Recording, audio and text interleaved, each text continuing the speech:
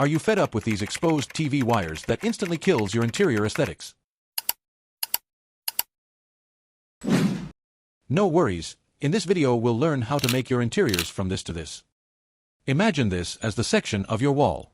Usually, the TV center is placed at a height of 4 foot from the floor, and cable outlet and socket points given at 2 foot height, which will later be concealed with a TV unit.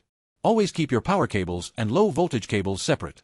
The power cable is placed right behind the TV, which will be concealed by the TV. Now we'll take the low voltage cables from the TV point to the 2 foot height. Low voltage cables include your HDMI cable, LAN, Coax, USB, Toslink, etc.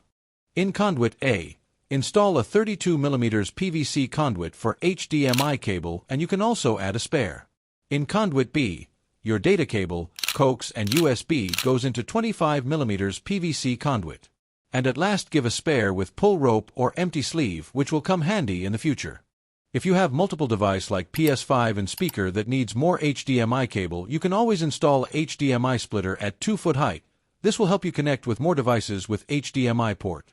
Now if you like this video and want to know how to design a perfect wardrobe, then click this video. Don't forget to like and subscribe for more such informative design details.